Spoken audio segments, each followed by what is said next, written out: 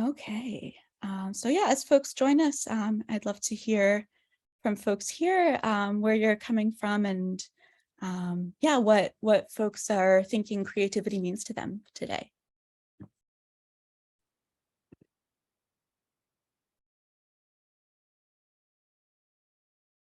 Sao Paulo, great. Creativity means freedom. I love that, Tamara. That's really beautiful.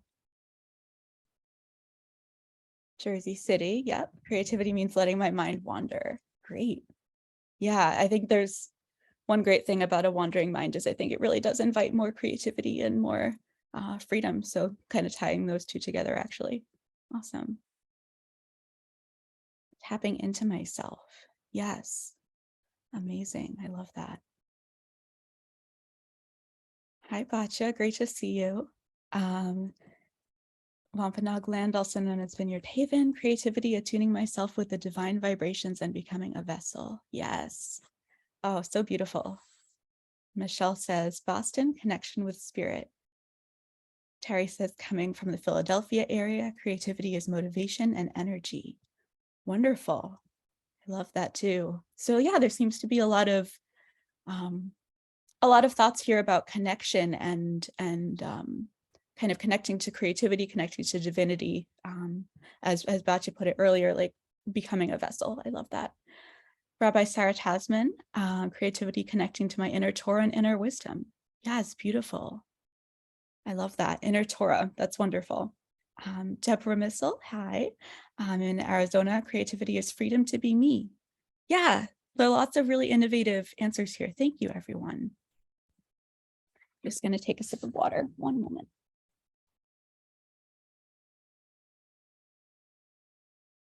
Okay. All right. So now we have a nice group of folks. There may be folks still coming in, but we can probably get started. Make a nice little start here. So, all right. Take a minute as I kind of do this introduction. If you don't already have some materials with you to make things, please take a moment to get what you need. You'll need scissors, some paper. Sorry, I probably should have said this earlier. Some paper and anything that you want to write or draw with. So like colored pencils, potentially markers, and yeah, just anything that you'd like to get creative with. Alana says creativity could also mean the source of everything, the creator and what gives us life and breath. Yeah, yes, breath. I like to think, and I'm going to talk about this a little bit later, but inspiration literally comes from the word like inspire, as in like to breathe in. So I really, yeah, thinking about like breath, spirit, ruach, creativity, inspiration, it's all connected. Wonderful. Welcome, everyone. It's so wonderful to see all of you. My name is Ryn Silverstein. You can just call me Ryn, and I'm going to share my screen in just a moment. Okay. All right. So this is Teshuvah, return to your inner creativity. And this is Haggadot.com. We're related to High Holidays at Home as well. It's with same folks. Haggadot.com invites every Jew, regardless of their background, to find a place for themselves in the Passover story. And I would also say in any other kind of ritual, broadly speaking, so that they may create more meaningful, personal, and more connective Seder. So it's really all about that connection for us. And oops, I'm sorry, that's all the way at the end. How did that happen? Sorry. Okay, wonderful. Let's see if I can go. Great. Okay, forgive me. So our easy-to-use bookmaking technology is customized for the high holidays. So if you're familiar at all with our site haggadot.com, it's very similar. You'll be able to create booklets, any kind of ritual booklets that you want to make for Rosh Hashanah Seders, for Shabbat Shuvah, for any kind of Sukkot gatherings that you might want to create. You can create all of the booklets for that on our site, highholidaysathome.com. And You can also create events like the one you RSVP'd to get here today. So that is at highholidays.com/events. Haggadot.com and highholidaysathome.com are projects of custom and craft, and we are Jewish rituals created by you. We're a design lab for the Jewish community, experimenting with technology, media, and video to imagine new formats for engaging with ancient traditions. So I think that's a great introduction to what we're going to be doing today, because we really are creating new ways of engaging with ancient traditions like Rosh Hashanah, like Elul, Teshuvah, and these are really just new ways and new kind of ways of thinking through what does it actually mean to connect with yourself and to return to your creative potential. So we're a 501c3, and community donations really allow us to keep our resources open and accessible for everyone. So if it is possible for you to make a donation, we encourage that. But if not, that's also totally okay. Do what you can do and what you can afford to give. Oh, excuse me again. I don't know why this keeps skipping. Okay, I'm going to stop sharing my screen for a moment. Yeah, just I think the arrow button. Yeah. Okay, one moment. Let me just go back. Okay. I'm going to share my screen again. Sorry about that.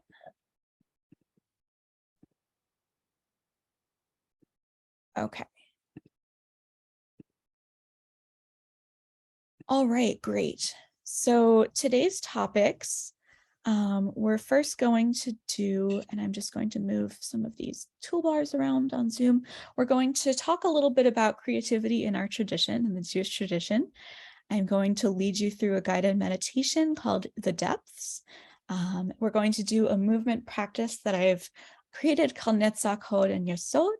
And then we're going to craft a mini zine. So I think it'll be a lot of fun for you all. And we're going to do, a lot of different practices today, lots of different modalities. So, all right, let me go to the next slide. Okay, so Teshuvah. So you may know that this concept is generally translated as repentance, but it literally means return. So I feel like this could be a lot of different things. One of the things that I think of when I think of Teshuvah and return is that one of the Hebrew words for sin, chet, literally means to go astray. And so to return sort of seems to come back to that kind of path.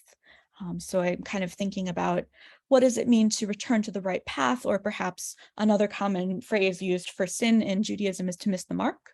And so we might also say, like, what does it mean to return to the right path or the right target for your arrow, if we're thinking of kind of an archery metaphor here.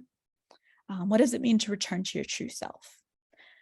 So for Maimonides, the presence of Teshuvah involves 3 separate stages, and this is directly in connection with Teshuvah for when you've missed the mark with your relationship with the divine.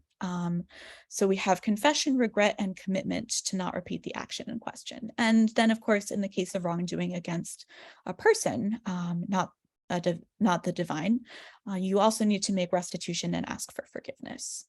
So that's just a little bit of background. Many of you may already know this, but I just thought to kind of make sure that we all have the same, coming in with the same framework here. Next slide. Okay, so this kind of leads into my thoughts around creativity in Judaism. So Rabbi Joseph Soloveitchik has written about Teshuvah as the greatest form of creativity. And I think the reason for that is because making ourselves into new people really mirrors the divine creation process. And so the kind of even concept of turning and returning, and I'm really thinking of turning and returning as an embodied practice and process here, where you're actually, physically moving almost, both, on a literal sense, if you, for example, in the booklet that I'm going to share with you later on in this session called Turn and Return that I helped write for the High Holidays, for us at High Holidays at Home. There's an exercise, there's a ritual in that booklet about turning literally and returning to yourself while you're actually moving around in the room. So there is that embodied sense of turn and return. And there is also the sense of turning your path, turning back onto the right path and returning back to that path. Another thing that I think of in terms of turning and returning is the proto-Kabbalistic work Sefer Yetzirah from, not exactly sure, there's a lot of scholarly debate on when this was actually written, but long, long ago. And there's a line in that manuscript that kind of talks about the angels running and returning. And what that really means is, to me and to my teacher, Rabbi Jill Hammer, what that can mean is to kind of, it's sort of a metaphor for meditation, right? So your mind kind of tends to drift. You run far, far, far away from your breath or from what you're supposed to be thinking about, and then you return, you come back.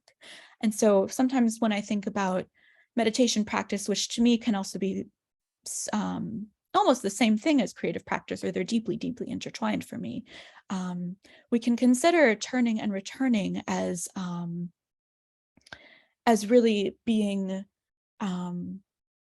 focusing on your breath. And I feel like a lot of people doing meditation processes have this sort of, or who are new to meditation, I should say, have the sort of idea that you have to make your mind completely blank. And a lot of more meditative teachers would say that that's not actually the case. It's actually more about noticing when your mind is straying and then coming back, and not necessarily beating yourself up about it. So I thought this was a really wonderful metaphor for Teshuvah in general, both in the sense of, when you notice that you're doing something that doesn't actually align with your true self, what does it actually mean to come back to yourself?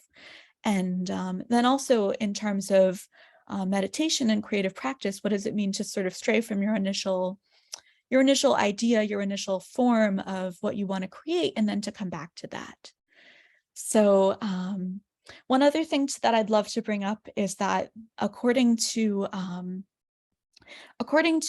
the our tradition, the world was created in the month of Elul, which is this month, and specifically the world was created on the 25th, to be exact, which is tomorrow, starting tomorrow night.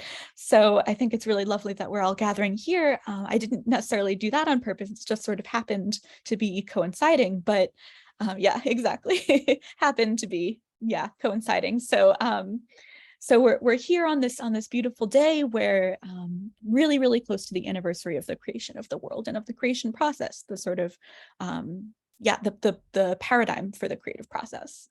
And yeah, to go right back to, just briefly to go back to kind of this initial idea of Teshuvah as the greatest form of creativity. Why is that? Well, practicing self-forgiveness really creates space for new possibilities. As our spiritual work shapes our actions, it also shapes our creative potential, I think. So that both on the larger scale of like Teshuvah on one hand, and on the smaller scale of crafting and other creative projects, we are able to really delve into the practice of turning and returning. All right, going to move to the next slide.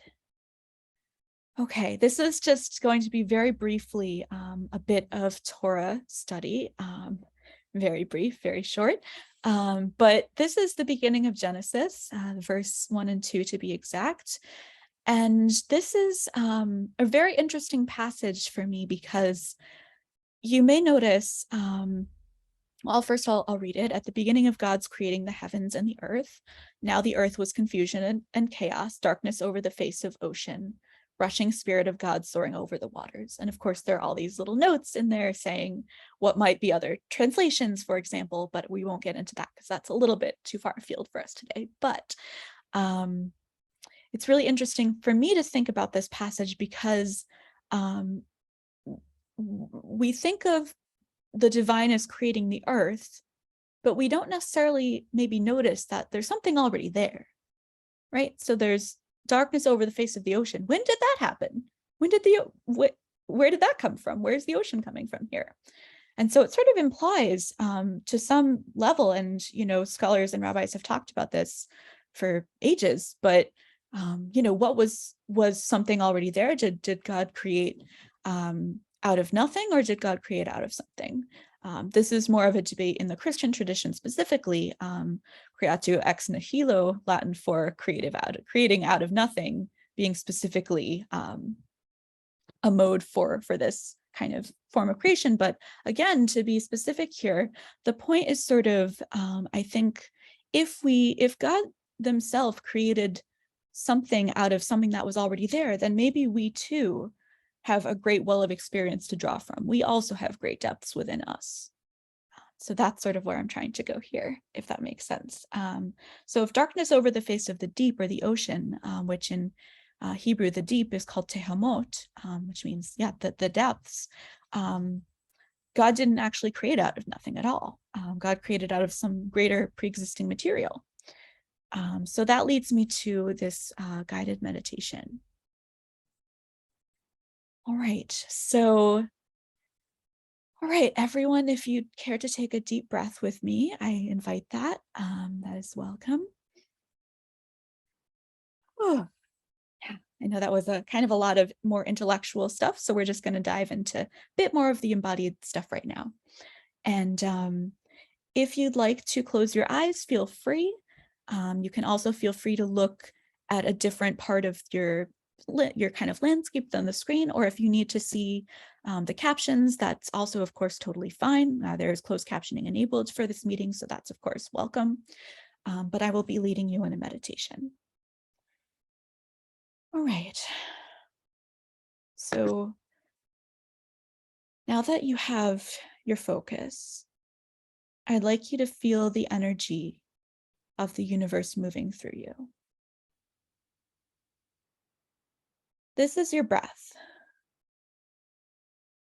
This is creative energy. Inspiration is just another word for breathing in. And as you breathe in with your next breath, I'd like you to hold it if you can for just one moment. So breathe in, hold, feel it transform, breathe out. To exhale, feel the release of energy. And now, if you can, I'd like you to picture a vast, deep ocean. Everything is the sea. Everything is the same. Everything is ocean. What does it feel like to be immersed in this watery void, in this chaos?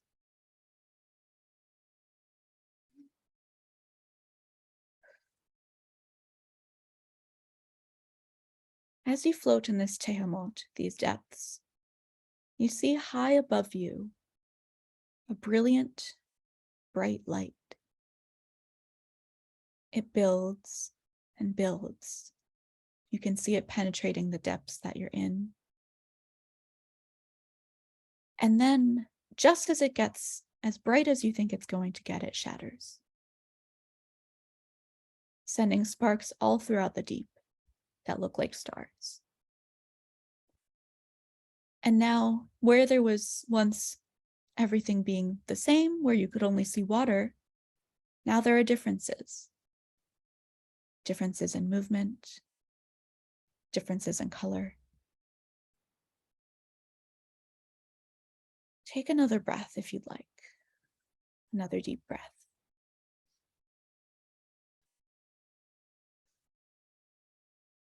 Take a moment to take it all in. The light, the sea. This is the first stage of creation. And this power also lies within you.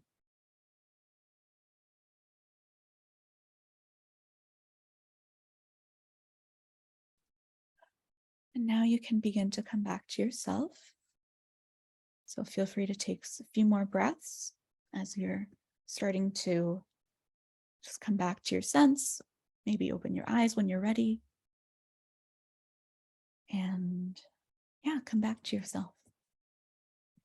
Thank you so much for doing that practice with me.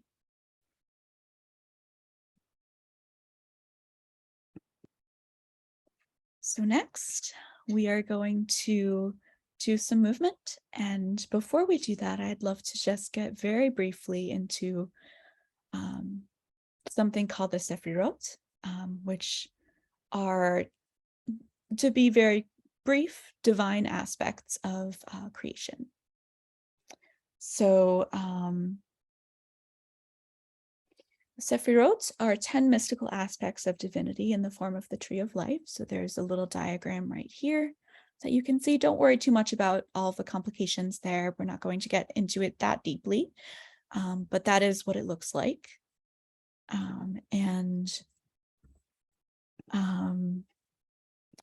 So now we get to kind of think a little bit about what this means for us, right? So people can go into this for years. We could do a whole, probably decade-long course, or maybe decades-long course on the Sephirot and creativity. People study this their whole lives, right? But just for today, we're going to think about how these aspects of the divine trace the path of the creative process from the heavens to the earth. And they also map right onto our bodies. So they also track the creative process from our heads to our feet. And this means to me and to many folks that I've worked with in the past, that we can also channel the energies of the Sephirot, or these divine aspects, through our very movements. So what does that look like? Well, oops, excuse me for one moment. Let me get back here. Okay, so we're just going to be focused on 3 Sephirot today. And these are some of the lower 3. They're Netzach, Hod, and Yesod. And these are 3 of my favorites to consider when we're thinking about creativity. And the reason for this is that Netzach, which is means literally striving or drive, is associated with the right side of the body, and particularly the right hip of your body. Netzach and drive is a form of movement and creativity where you feel like you're fully in it. You're really pushing yourself to create. And that's the time of creation when you're kind of really just trying to get it out, right? Sort of like almost like a birth process. And whereas Hod, which is on the left side, associated with the left side of the body and the left hip, this is the aspect of the divine associated with glory, which might not, have a very material meaning to some of us on this call. So I sometimes like to translate it as surrender. And so this is sort of what I consider the flow state of creativity. This is when we're really moving into a sort of almost oceanic, almost like the meditation we just did, feeling of being connected with what we're actually doing creatively. And then Yesod, which is associated with the sort of center of the body in the pelvic region, is associated with generativity and creativity. So part of the reason that is the case is because you need both Netzach and Hod to have Yesod. So you need both drive and surrender to have creativity. So in order to do, to kind of feel into some of this, we're going to do some, just a few minutes of movement practice to kind of feel what these energies feel like in our bodies. And feel free to turn your camera off for this if you feel silly, totally fine. But also feel free to leave it on. I'll be leaving mine on just so you can see what I'm doing. And if you'd like, and all of these activities are of course consent-based, you don't have to do any of this, absolutely free to desist or not do any of it, but feel free to get up if you'd like. I'm gonna stay seated just because it's easier for me to talk and look at you. But yeah, feel free to stretch for a little bit first because we're gonna move around. But first, let's begin with Netzach. So what would you imagine Netzach would feel like to you as an embodied movement? What does drive feel like? To me, it might feel like kind of almost like a punch, right? Or like kind of hands on hips, like power pose, sort of, yeah. So what does that feel like in your body? And just take a moment to kind of feel into that pose or that that movement. So I'm gonna kind of move my arms a little bit here so you can see what, to me, drive is really extending the arms and really just reaching, striving, right? And it can look, maybe it looks different for you, and that's totally fine. So yeah, just settle for a moment into what that feels like for you, if you'd like. Again, no need to do it if you don't want to. And then when you're ready, you can feel free to shift into Hod. What does surrender feel like? To me, surrender kind of feels like an opening of the body. So kind of just like, oh, kind of sighing out and letting your shoulders drop and letting maybe your throat open a little bit, kind of being vulnerable, so sort of baring your throat in almost in an animal kind of way, like, oh, I can just let go now. Again, it might feel totally different to you, and that is great. So that's Hod for me. And then whenever you're ready, we can move to Yesod. So Yesod is sort of the balance of the drive and the surrender. And that creates the generative creativity feeling in yourself. So what might Yesod feel like? To me, it's sort of like kind of a wave-like movement, where like the waves, they're kind of flowing in one direction, but they're also coming back a little bit because you're getting some control back, but then you're letting go of some control, and then you're getting it back, and then you're letting it go, and then it's coming back, or however you'd like to feel it is valid. And yeah, when you feel complete with that, feel free to wrap that up and sit back down or remain standing, totally up to you. And yeah, just return to the presentation for a moment. Thank you for doing that with me. And yeah, to kind of get into the latter half of the class, we're going to be talking about zine making, which is one of my favorite things to do. A zine, if you don't know, is basically comes from the word magazine. Maybe that's obvious. It's just, the last half of that word shortened. And traditionally, it's a self-published sort of DIY product. The first zine is often traditionally traced back to the 1930s from science fiction conventions, which is really interesting. So zines are often thought of as kind of being in the realm of fan culture. So people, especially really interested in science fiction, historically have been really the driver of creating the zines. But since the 30s, 40s, 50s, people have also created them for many other reasons. So another really interesting secular example of a zine is the Riot Grrrl movement. So this is the 1990s and 80s, and this is sort of a feminist movement where people, women and other marginalized genders are really taking punk culture into their own hands and creating these zines that really express the rage and marginalization that they feel, and also like the excitement that they feel at being part of this new movement. So zines can be pretty much anything you want them to be. They're traditionally easy to reproduce. So traditionally, they're Xeroxable.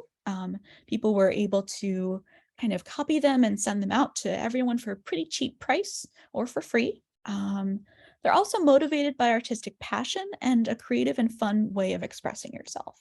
So this is really the most important thing, I would say. Like, you can make a zine about anything, but it should be like a fun way of expressing yourself. Otherwise, like, why would you do it, right? So this is just kind of an exercise to see if you, it's just something to try. And if you find that you like it, great. If not, then you never have to do it again. So that's totally fine. And so yeah, I'm going to show you how to make a zine out of a single sheet of printer paper. So if you have that with you, grab that. And what we're first going to do is fold it in half. So just fold it. Let me just check the chat. Yes, thank you, Rebecca. So Rebecca's putting the directions in half. So fold it in half and crease it like that. Mine's a little uneven. That's okay. That's kind of in the zine spirit. Then you can fold it again. So it's folded a second time. And then you fold it one more time, that in half as well. So you should have something that looks like this, and then we're going to cut. So let me go through the gallery and see if anyone has any questions right now, but it looks like people are doing all right from what I can see. Okay, so once you have something that looks like this, you can open it back up to this, and you can open it so that it's folded in half, and then you'll cut halfway across the middle from the fold. So you cut this part of it. So look like this.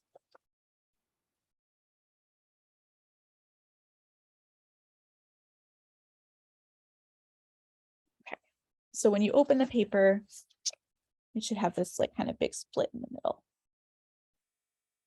And then once you're done with that, the last step is to fold them over lengthwise so that the slit is on top.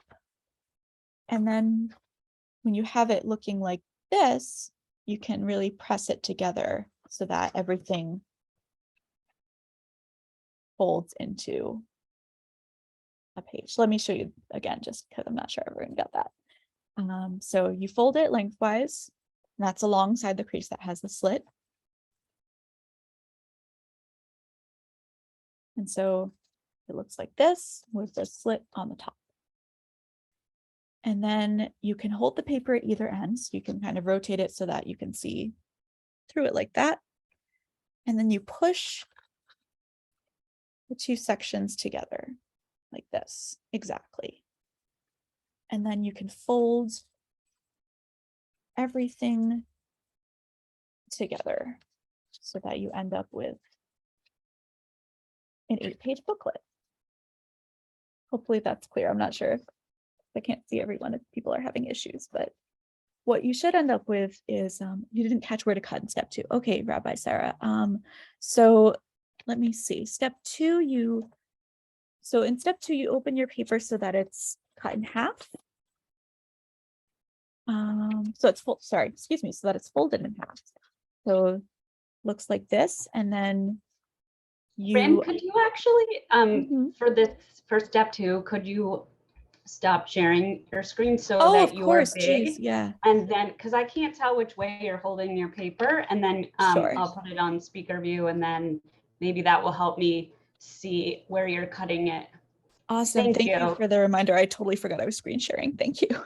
So yeah, so in step 2, you have it open and you fold it in, let me see. You fold it in half like this, and then you cut right here. Does that make sense?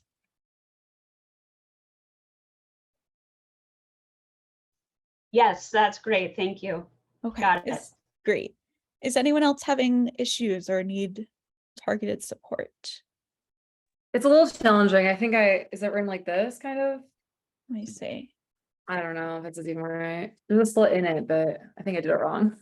I think it's okay. I think it's Really challenging doing on sorry. Zoom. I was like trying to pick something easy. I think, Alana, it looks like your slit needs to be it's perpendicular. So if you basically, when the paper is folded in half vertically, you want to cut it across so that you can flip it over horizontally. Okay. Yes. Yep, still understand. It's okay. Okay. It is all right also to not get Whatever. what we're doing overall, because you can still make something cool out of a piece of paper and some, scissors and some markers and things like that. So even if you don't get to the whole zine, I think that is okay. Although if people will include these instructions along with the recording. Yes, so you can rewind and watch me do it again and again if that's helpful. I can also I can show you how to do it from the top one more time also. So I will start with so imagine this doesn't have the slit in it, but you start with a blank. Oh, let's just get another piece of paper. That might be easier. Just so we have a direct kind of understanding of what's going on here. Excuse me.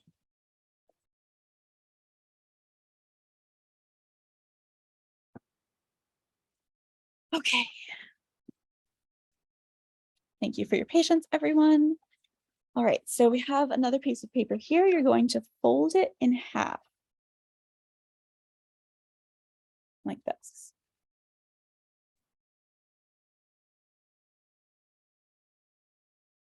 Again, this is a little crooked.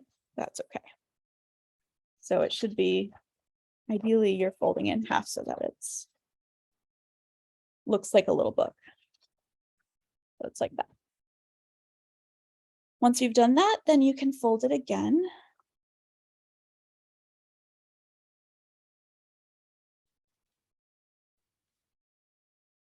And then you fold it one more time.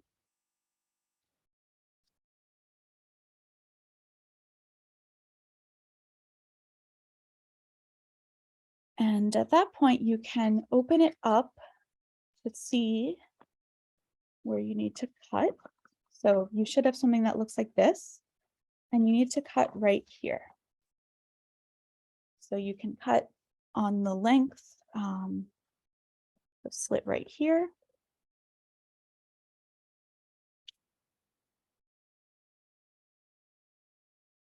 And once you do that, you can fold your paper lengthwise. So you open it, so the slit is in the middle like this. You can kind of see through it. And you fold it over. And it should look like this. Hopefully that's a little bit clearer. I'm not sure. Maybe this wasn't the best idea to do over Zoom, but that is all right. So then you should be able to fold everything together.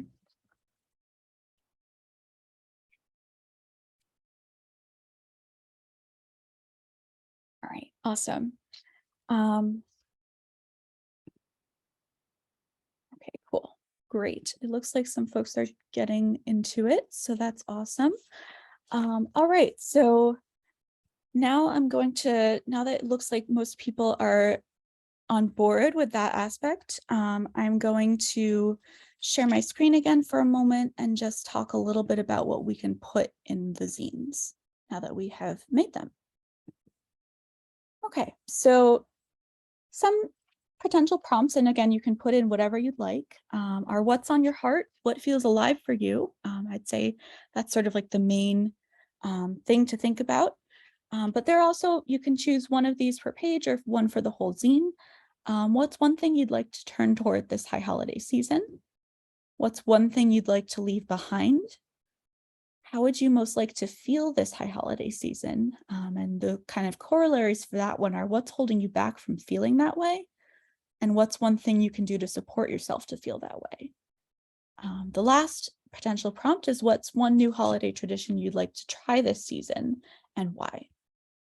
So feel free to take these, adapt these, or come up with something completely different. I'm going to grab those and put them in the chat. Unless Rebecca, you want to do that, you can do that. Great, thank you. And I'm going to stop the recording for a moment, for a little bit, just so I can share music, and we can kind of get into it in terms of making the zine for about 10-15 minutes.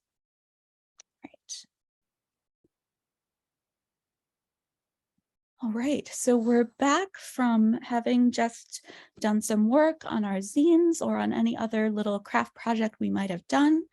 I'd love at this point to see if anyone would like to share either what they made, or if they don't want to share what they made, which is of course totally fine, you can feel free to talk about the experience, what it was like for you, what came up. Would anyone like to share? Yeah, Rabbi. I love this. This is so what I needed right now, and loved every part of it. I already wrote that to you in the chat, Ryn. I make little books a lot, and so I had already started one for Elul, but I hadn't written anything in it. So I just wrote a little bit in it, and I actually just like repurposed a postcard to make the book. But I was pleasantly challenged by making the paper into a zine for this, and just ended up folding some paper around it. And then I still have to go back and write in what I want to write in this one. but I think it's mostly gonna just be around the theme of this session of returning to my inner creativity and letting that be a kavanah for this year. This past year for Shemitah, I said for this Shemitah year, the sabbatical year in the calendar, I set an intention to paint more. And so taking some time to kind of thank myself for last year's creativity and an intention for this coming year's creativity. So I think that's what it's gonna say, something about that. But I'd love to see what other people did or what their experiences were too. So thank you so much. This was wonderful. Thank you so much for sharing. That's so beautiful to hear that you were able to work on something that you had already started, and also to make it into the zine format as well was so cool to hear. And I love the themes that you're working on. Those are really resonant for me as well. Would anyone else like to share? I guess I'll share what sort of I've been working on. I've been working on it for a couple weeks actually during Elul. The Chamsa I've been working on for myself. So I don't know if you can see it very well. But so I've sort of just been outlining my struggles and things like that. You can't see it because I have blur on my background. But just sort of that, and I appreciate the suggestions of things I can sort of add strength to it and stuff. Thank you. Thank you, Deborah. And we were able to see a little bit of it when you held it a little further back, so the blur wasn't as visible. Thank you for sharing. Michelle writes, feeling lifted up by the idea of returning to creativity. Yeah, I love to think about creativity as something that you can always come back to, and something that's always there, whether or not you're directly thinking about accessing it. So, you know, I can go, writing is the main way I'm creative, so I can go a long time without writing, but sometimes coming back to it is like meeting a friend, and thinking like, oh yes, I can do this again. So there's, yeah, something really beautiful about that idea. Thank you. I can share in. First of all, I want to say it's really hard, like when you're going through a lot, to like actually do creative stuff. So I'm going through such a time again in my life. I'm not sure if anyone else is. So I see you, I hear you. It's freaking hard. During the Kind Omer of the pandemic, I did this whole like Kind Omer journal art making thing, which is like, it brought up so much like almost like a portal to another world. And so that's been really hard to get back to. And I think I'm like realizing that like, it's okay. That I'm not there, and that you can't force it. And so then I also did like another one this year, but it's like, it's just a mess. But I would say like for this, you know, for this like type of thing that we just had, I just literally drew an earth, because the creation right, of, you said like tomorrow, I guess, is like when they say, right, like creation was like occurring. So I did like an earth and then like roots. I guess it could be like a dream catcher too. Like, I don't know, we'll see what happens with it. But I just want to say, like, if you're having a time right now in your life where it's really hard to get into your creative zone, like, I see you, I hear you, like, let's connect. Like, it's really freaking hard. And we're almost at the end of the year, and I wish everyone like a good Chagim, a meaningful time of growth, and also of letting go of what no longer needs to hold us, or we hold on to. Thanks, Ryn, everyone. Thank you, Alana. Yeah, such beautiful, heartfelt words. I really appreciate that. I would like to share a story about my English. It's not my mother language. I speak Portuguese, and then I put some Portuguese words in my stuff. But it's a wonderful thing, and after I will like painting or something like that. But I would like to say that the movements, as a suggestion, maybe another time doing another workshops about it, because it's wonderful and I appreciate it, and I really thank you, Ryn, for that. Thank you. Thank you so much. Ale, is that, I'm not sure if I'm saying your name right.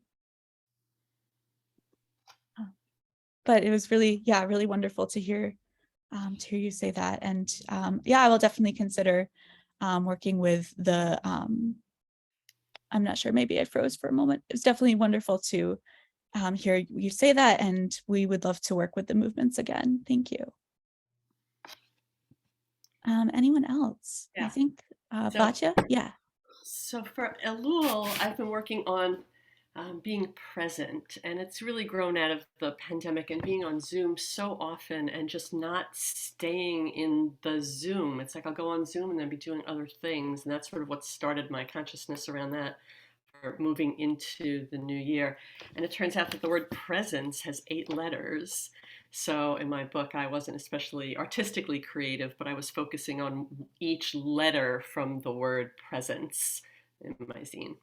Thanks so much, Ryn. Wow, thank you, Batya. That feels really profound. I love that. Great. Thanks so much, everyone, for sharing and for being here. I'm going to share my screen one more time as we wrap up. Just if I can try to do that. Okay. Great. So, yeah, thank you all so much for coming. Again, we're High Holidays at Home. Check out more resources. The booklet that I mentioned is at highholidaysathome.com/booklet/turn and return. And that booklet will basically take you from the rest of Elul through the High Holidays with similar meditative and creative resources there that I wrote, just for folks like you who want to do more of this work. So feel free to check that out. And also, I think Rebecca already put this in the chat, but feel free to contact us at info@hagadot.com with any of your creations or anything or feedback you'd like to share. All right, so I believe that's it from me. Thank you so much, everyone.